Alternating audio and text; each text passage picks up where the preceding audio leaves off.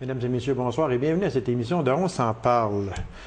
On le reçoit comme prêtre, comme auteur et comme vedette de la télé. Mesdames et messieurs, de Rouyn-Noranda, Monsieur l'abbé Rénal Dufour. Monsieur l'abbé Dufour, bonsoir. Bonsoir. Hey, merci d'avoir accepté cette invitation-là, Monsieur l'abbé Dufour, parce que je vous ai présenté sous 3 angles différents. Prêtre, parce que vous êtes prêtre de la paroisse Sainte-Trinité de Rouyn-Noranda, auteur du livre Traverser la nuit, et vedette de la télé, vedette de la classe de 5e année, qu'on vous a vu il y a quelques temps passé, vous avez donné, excusez le mot anglais, mais vous avez donné tout un show. Tout un show. Tout un show. Puis, on vous félicite pour de nous avoir si bien représentés à la classe de 5e année. C'est pas facile. En fait, c'était dans nos objectifs. Le conseil d'administration de la petite coopérative Cosajat, où j'anime aussi, une coopérative d'animation. Le conseil d'administration qui est formé sur 6 membres, il y a 4 jeunes de moins de 26 ans. Okay. Il avait mis ça comme objectif. Premier objectif, montrer l'habitude des Miscamingues est un peu dégourdie. Le second objectif portait sur faire voir un peu ce que la coopérative anime. Alors, tous les gilets étincelles orange que vous voyez dans l'émission, ça, c'est tous des membres de la coopérative. Alors, des jeunes très dynamiques. Et enfin, si possible, ramener quelques sous. Ben oui, alors, on a couvert les frais, on est bien contents. On a eu beaucoup de plaisir. Moi, d'entrée de jeu, Monsieur l'abbé, moi, si je vous demandais de m'épeler le mot cowboy, qu'est-ce que c'est qu'on... Maintenant, ce que je peux dire avec beaucoup d'humour, vous pouvez dire maintenant à vos jeunes, c'est important d'apprendre vos traits d'union, ça peut valoir jusqu'à 100 000 $. C'est exactement. C'est vrai. Alors, on a eu beaucoup de plaisir à la C'est ça, aussi, mais hein? vous n'avez pas demandé d'aide cette fois-là. Il vous restait la copie, je crois. Il me restait une copie que je gardais pour biologie qui suivait. Mais dans la loge qui a précédé, j'avais un moment de loge qui précède l'entrée en studio, on m'a dit, quand vous êtes sûr, là, vous niaisez pas. On veut donner un bon spectacle, un bon show. Mais si vous le savez, là, niaisez pas, ça va paraître. Alors, moi, j'étais sûr de Covergirl et de Fair Play. Et puis, Cowboy, j'étais sûr parce que les cowboys fringants, ça prend trait d'union. Oui, mon cowboy, ça prend trait d'union. Puis, quand on écrit I'm a lonesome cowboy, quand Lucky Luke chante, il n'y a pas de trait d'union. Moi, de l'Altionneur Robert, c'est pas là que j'apprends, hein? C'est pas là que je vais voir le mot cowboy. C'est sûr. Alors, je suis allé vérifier, hein? Il y a un trait d'union dans le... Et en fait, c'est d'autant plus drôlatique qu'en anglais, il n'y a pas de trait d'union. Alors, bon, bien faire et laisser brère. Nos objectifs sont atteints. On a donné un bon spectacle. Puis vous avez eu du plaisir. Parlez-moi des jeunes de la classe de 5e. Ils sont grouillants, ils sont plaisants. Ben, moi, je ne le connais pas du tout. Alors, mais quelle impression vous en tirez? Si j'étais dans une vraie classe, il se calmerait un peu. Sûrement. On lève la main et c'est suffisant. Je suis pas aveugle, vous êtes juste 5. Mais comme c'est un spectacle, et l'objectif, c'est de donner un plaisir aux téléspectateurs. On s'amuse en regardant ça. Et on trouve un moyen de les discerner lequel on va prendre. Alors, sont-ils plus brillants que la moyenne des singes? Je dirais non. Ils viennent de finir leur année scolaire. C'est frais dans leur mémoire. Parce que ça a été enregistré quand, ça? Le 26 juillet dernier. Juillet, OK. Donc... Alors, ils sont vivants, dégourdis comme les jeunes que je connais qui sont dégourdis. Là. Exactement. Pépez-les un peu, donnez-leur un petit nanane, ils vont passer à la télévision. Là. Ils vont vous monter sur les estrades. Parlez-moi de Charles Lafortune. Il a de l'air vraiment, mais vraiment dans son rôle d'animer ça, Charles. Moi, je ne le connaissais ni d'Adam ni d'Ève. Okay. D'ailleurs, quand on m'a dit « Charles veut que vous ayez un collet romain », j'ai dit « Charles qui? » Comme j'écoute relativement peu de télévision, je ne le connaissais pas du tout. Et j'avais jamais vu l'émission. Alors, j'ai demandé qu'on m'envoie des enregistrements. Et puis, j'ai connu Charles Lafortune sur le plateau. Alors, moi, je l'ai trouvé extrêmement délicat, attentif, vif d'esprit. Parce qu'il y a plein de choses qui n'ont pas été diffusées que nous, on a vécu en studio. Oui, parce qu'il y a un montage. Entre en studio il y a un gros montage. On entre en studio vers 10h, 10h15, puis on en sort vers 1h. Alors, il y a 3 heures de... Puis c'est en continu, là. On dit pas on prend une pause d'une demi-heure, là. C'est en continu. Parce que nous, on l'a vu en 2 émissions, mais ça veut dire que vous, c'était fait toute la même émission. C'est sûr. Alors, il est très... Moi, ce qui m'a frappé, c'est vif d'esprit. Entre autres, un gars qui n'a pas été dit... qui n'a pas été diffusé, mais à un moment donné, il trouve que j'en pose donc des questions, je doute donc bien. Et alors, il me dit à un moment donné comme ça, coudonc, vous, là, vous doutez tout le temps comme ça? Je dis, ben oui. Il m'a dit, ouais, mais vous n'êtes pas un homme de foi, vous, puis croire, c'est ne plus douter. Je dis, faux, Charles. Croire, c'est douter avec intelligence. Ah, mon Dieu! Alors là, j'ai trouvé vif d'esprit parce qu'il s'en servait après. Il a saisi, il a senti bien, je dirais, avec un peu d'humour et un peu d'orgueil, peut-être d'enflure. Il sentait bien que le gars avait répondu avec finesse. Là. Écoutez, Charles, croire, c'est douter avec intelligence. Et puis, elle me demandait, donc vous, est-ce que vous doutez avec intelligence? J'ai dit, oui, moi, je doute beaucoup avec intelligence. Sur le plateau, c'est relax. Ah ouais. C'est relax beaucoup. Ben, c'est relax, mais il y a une tension parce que... qu'il y a quand même des montants d'argent qui sont en jeu. Honnêtement, c'était pas en jeu pour nous, ça. OK. Parce que, d'ailleurs, il y a deux sortes de participants. Il y a des participants qui se mettent une pression énorme en disant « J'ai besoin de 25 000, j'ai besoin de 50 000. Il faut que j'aille le chercher. » Alors, eux, ils rentrent dans ça avec une pression. Parce que moi, le conseil d'administration avait dit « On y va pour se faire voir. Pour montrer un peu que notre région puis notre coopérative, on est vivant. » Alors, on espère couvrir les frais. Mais ça, c'est le troisième objectif. Alors, et d'ailleurs, ça, il me l'avait dit en loge aussi. Il m'avait retenu parce qu'il avait senti en présélection. Coudon, vous n'avez pas l'air énervé avec l'argent. Je dis, ben non, si on en a, tant mieux. C'est ça. On est bien content. Mais on vient pour avoir du plaisir. D'ailleurs, pour les jeunes, c'était l'une des manières de leur dire merci parce que nous, c'est des jeunes qui travaillent l'été. Ils sont soit jeunes travailleurs de la coopérative, sociétaires travailleurs, coopérative de solidarité, ou ils sont chefs d'équipe. C'est des jeunes qui ont entre 12 et 17 ans. Ils donnent 2 jours et demi, 5 jours, 7 jours et demi de leur temps pour encadrer les plus jeunes. C'est extraordinaire. Alors, on organise une activité de reconnaissance. Puis cette année, ça tombait le 26 juillet, ben pourquoi pas? Alors, on a dit, ben, c'est une belle reconnaissance. C'est une belle reconnaissance, on y va. Il m'avait demandé, moi, je ne savais pas, il me demande, êtes-vous capable de remplir la salle? Ben, je pensais que c'était qu'on était tenu au silence après sur les résultats. Si vous me mettez 55 personnes que je connais, voyez donc, vous savez bien qu'on va s'en parler. Ouais, mais il dit, oui, mais discrètement. Je dis, bon, si vous voulez 55 personnes, moi, je pense qu'on est capable de les trouver. Alors, on était 55. Il y en avait. Ah oui, il y en avait. Alors, Monsieur l'abbé, moi, je tiens à vous féliciter, puis à vous remercier très, très sincèrement de nous avoir donné une bonne heure de relaxation. Ah oui, on a eu beaucoup de... Nous aussi, d'ailleurs. D'ailleurs, on en parle encore, hein, puis les traits d'une... Et Tom. Alors là, on rit parce que ça, je le savais. Celle-là, je le savais. Et à un moment donné, ça permet de dire aussi, les questions, quand est-ce qu'elles sont faciles? C'est quand on sait la réponse. Et voilà. Mais quand on ne sait pas la réponse, tout est difficile. Tout est difficile. Tout est difficile. Tu cherches. Puis en plus, nous, rendus à nos âges, je peux le dire avec un peu d'humour, toute question comporte plusieurs volets et il y a des harmoniques qu'on ne voit pas à 8 ans, 10 ans, 15 ans, mais que rendu à nos âges, avec tous les bagages de connaissances qu'on a acquis, ça pourrait être ça pourrait être autrement, ça dépend ce qu'il veut dire, quel est le distracteur. Exactement. Alors, c'est vraiment intéressant. Alors, on va passer maintenant à une autre partie de l'émission, mais ce n'est pas intéressant, loin de là, mais seulement qu'on a énormément de questions parce que vous m'avez envoyé votre livre « Traverser la nuit ». Traverser la nuit, j'ai trouvé ce livre-là très bien, mais un peu difficile à lire. Il y a des passages qui sont difficiles à lire, et vous en conviendrez, je pense, avec moi. Entre autres, pourquoi on n'ose pas aborder le mystère du mal, de la maladie, de la mort? D'abord, moi, si je vous demandais, est-ce que le mal, la maladie et la mort sont des mystères? Votre question est très profonde. Hein? On ne peut pas y répondre en une seconde.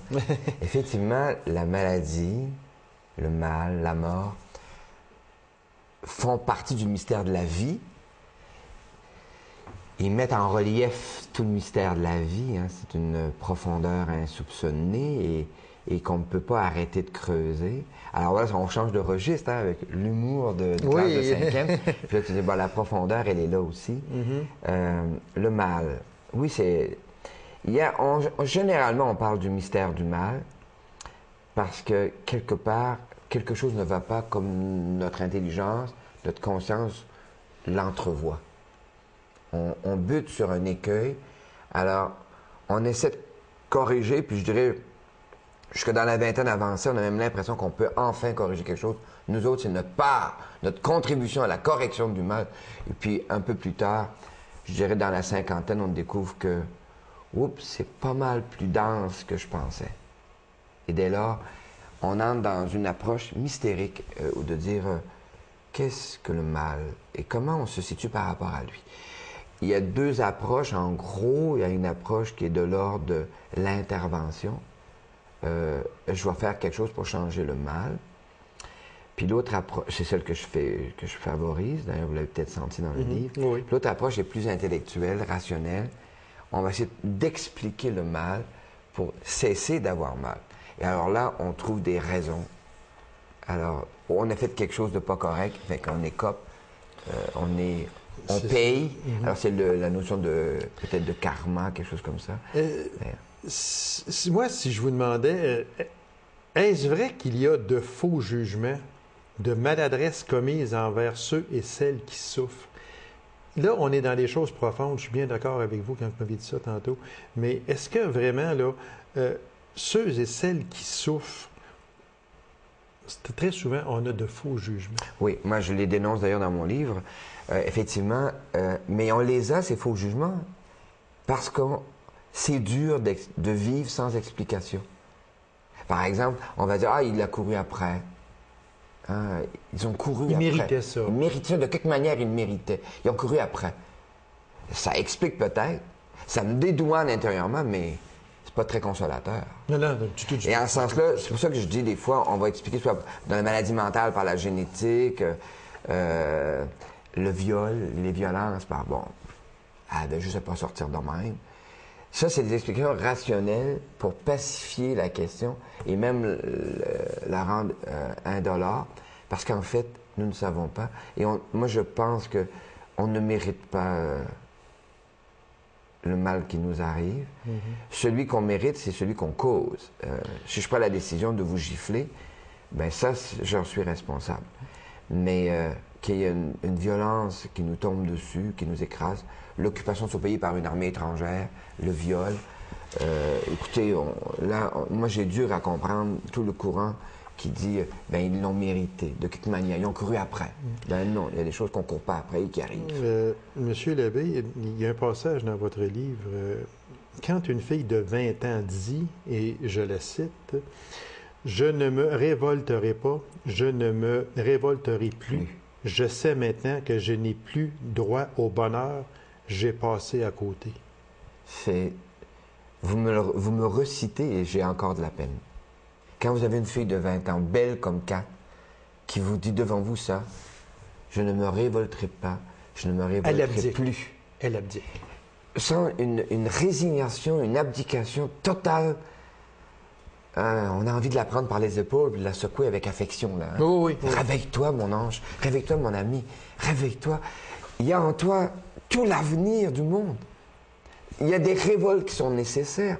Il y a des insurrections qui sont nécessaires pour la dignité humaine.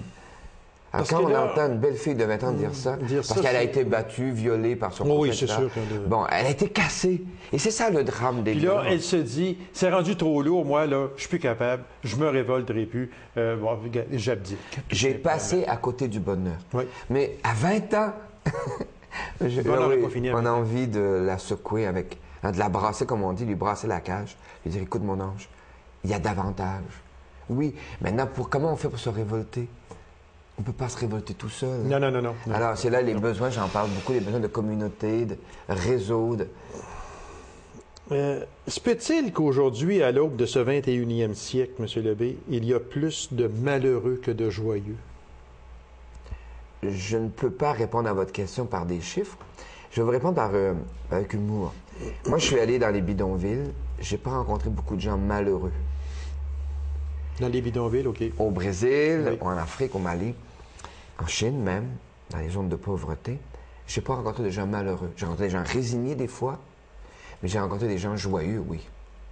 Alors, il me semble à moi que justement, quand on perd le sens de la joie, là, on entre dans une résignation profonde, une abdication, et là, il n'y a plus de révolte possible. Mais si on garde la fête, la joie, ce qui nous humanise, alors, progressivement, là, on peut développer des mécanismes, des stratégies pour se libérer des oppressions. Parce que l'oppression, c'est pas la main invisible de Adam Smith qui... Non, c'est calculé, c'est planifié, c'est voulu, là. C'est déjà une organisation socio-économique. Et à partir de là, maintenant, la personne qui est victime... Alors, et dans nos climats à nous, je vous l'accorde, Mère Teresa disait avec humour à ses sœurs qui travaillaient en Angleterre, « Je ne serais pas capable de travailler ici. » Parce que il y a tellement de tristesse, justement. Vous savez, quand on travaille au bidonville, ça, je l'ai vécu au Brésil, on guérit quelqu'un chaque jour, là.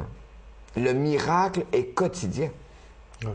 Dans nos milieux à nous, c'est bien, c'est quoi? On s'est donné des infrastructures, des moyens de répondre à des crises, à la maladie, aux revers sociaux. On a maintenant des filets de protection sociale.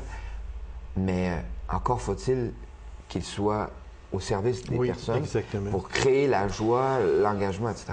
Monsieur Lebé, si Dieu peut tout et que le mal persiste, comment Dieu peut-il être bon? Si Dieu est bon et que le mal continue, comment Dieu peut-il être tout-puissant? Voilà, vous avez la bonne question. Notre théologie scolastique classique nous a enseigné que Dieu est à la fois tout-puissant et tout bon. Hein? Il est omnipotence et bonté. Alors donc, défendre ça sur papier, c'est facile.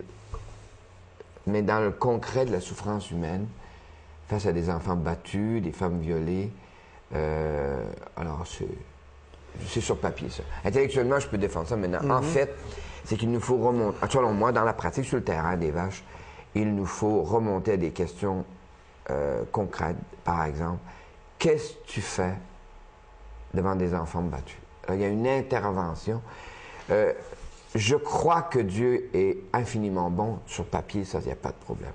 Mais cette bonté infinie, voilà qu'il nous l'a confiée, à nous l'humanité. Alors, sommes-nous capables d'être bons quand nos frères et nos sœurs sont démunis, quand il y a des violences? Et question, on le veut. Maintenant, deuxième, et sous-question, c'est comment le faire? Donc, développer des stratégies, d'inventer la politique de l'économie au service des personnes. Et là, c'est énorme. Pourquoi dit-on dans la prière du Seigneur que ta volonté soit faite? Ça, c'est large. Parce que le mot volonté, moi je dis, si on ne savait pas quelle image on a de Dieu, si on dit que Dieu est l'espèce de marionnettiste du haut de son 3e ciel ou 7e ciel, et que je dis que sa volonté soit faite, je tombe dans un déterminisme qui est gênant un peu. Mais si je dis Dieu n'est qu'amour, selon la révélation chrétienne, la lettre de Saint Jean, chapitre 4, verset 8. Si je dis que Dieu n'est qu'amour, alors sa volonté, ça ne me dérange pas beaucoup. Ça veut dire, ça ne m'embête pas. Parce que c'est une volonté d'amour. Alors, qu'est-ce que l'amour peut faire? Alors, par exemple, que la volonté de Dieu soit faite. Oui, mais qu'est-ce que l'amour peut faire? Une espèce de mécanisme automatique. Quand je dis la volonté de Dieu, je dis, ah, attention, la volonté de Dieu qui n'est qu'amour. Un peu comme, qu'est-ce que l'amour peut faire maintenant? C'est la volonté de Dieu. Quand je dis ça, si je remplace le mot Dieu par amour, c'est la volonté de l'amour. C'est la volonté de Dieu. Ah, il y a des injustices dans le monde. Nous occupons l'Afghanistan. Ah, c'est la volonté de Dieu. C'est la volonté de l'amour. Oh là là là là, on commence à poser des questions. Et là, ça nous réoriente dans nos réponses. Oui. Qu'est-ce que l'amour peut faire? Décrochage scolaire, drames sociaux, développement économique, crise des banques états-uniennes. Oui. Alors, qu'est-ce qu'on peut faire face à ça? Ah ben, c'est la volonté de Dieu que nous soyons pris dans des mécanismes économiques qui aliènent les gens? Pas du tout. L'amour peut faire quoi? Alors là, il nous mandate. L'amour se confie à nos vulnérabilités, à nos fragilités, pour construire une cité meilleure, plus juste, plus fraternelle. On va aller un petit peu plus profond encore, si vous me permettez, M. Lebé. Est-ce que le diable existe? Le diable, c'est une question que beaucoup de jeunes aiment poser, en fait, hein, parce qu'ils aiment les dramatiques gigantesques. Le diable et le bon Dieu, il y a même Sartre a même écrit quelque chose là-dessus. Alors, le diable, et j'ai même donné une tournée de conférences au Témiscamingue dans les écoles secondaires il y a plusieurs années là-dessus, le mal, le malin, le diabolos. Alors, diable, c'est le mot français pour diabolos. Et diabolos, c'est la notion grecque, hellénistique, de il y a des forces de division. C'est le contraire du symbolos. Les symboles qui nous mettent ensemble, les symboles nous unissent. J'ai un collet romain, il n'y a personne qui s'est trompé. C'est le symbole qu'on utilise dans notre tradition occidentale pour dire, bon, le monsieur, il est prêtre. Les symboles, c'est qu'ils nous permettent de nous reconnaître. Le drapeau du Québec est un symbole. On va tout de suite, ah, ça c'est québécois. D'ailleurs, dès qu'on voyage à l'étranger, qu'on a une fleur de lys qui traîne sur une poche ou sur un manteau, il y a toujours quelqu'un sur la foule pour dire « Vous êtes québécois, vous êtes québécois ». Ah, bien sûr, bien sûr. Alors, les symboles nous rassemblent. Les diaboles nous séparent. Or, quel âge a-t-on quand on réalise qu'au fond de nous, il y a la capacité de mentir, de tricher, de frapper? On a quel âge? On est très jeune, là. Oui, on est jeune. Tirer les cheveux, tous les enfants du monde savent que tirer les cheveux, ça fait mal. Quel âge on a pour décider de le faire? Alors, en ce sens-là, la notion d'une force ou de puissance intérieure qui nous divise est très archétypique, là, est très profonde. Et en ce sens-là, philosophiquement, le diable est nécessaire. Maintenant, qui est-il? Il vient sous toute forme. Tout ce qui nous divise, tout ce qui s'oppose en nous, qui nous déchire et qui brise la société en répercussion. J'aime bien, moi, on parle de diabolique ou de démonique. Le démonique, c'est cette espèce de force de déchirure qui a une densité. J'aime mieux parler à partir de Dieu, c'est sûr. L'amour qui est Dieu convoque à l'intervention, nous confie le monde à transformer. Maintenant, quand on intervient, ben, il y a des forces d'opposition de différents degrés. Il y a des adversaires, d'abord. Avant des ennemis, il y a des adversaires. Puis l'adversaire, hein, c'est une notion intéressante. Parce que quand je joue au hockey, si je n'ai pas d'adversaire, je ne peux plus jouer au hockey.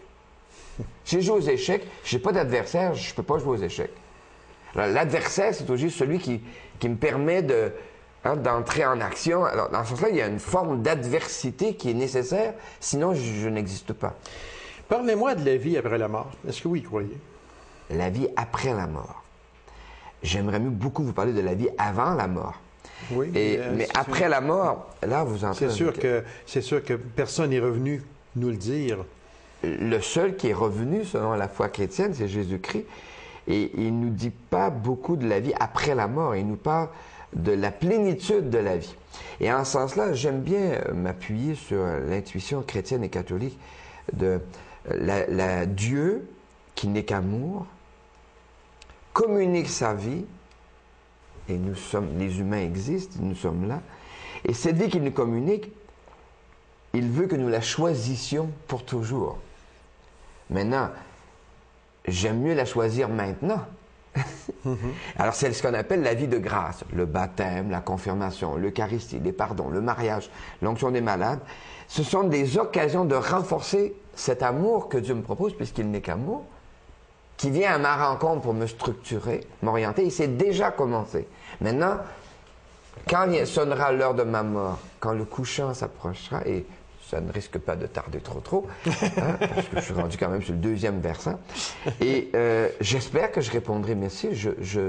Alors, c'est cette vie dont on prévoit qu'elle est après la mort, mais elle est d'abord avant ma mort. Elle est maintenant, elle m'est offerte maintenant. L'amour m'est offert maintenant.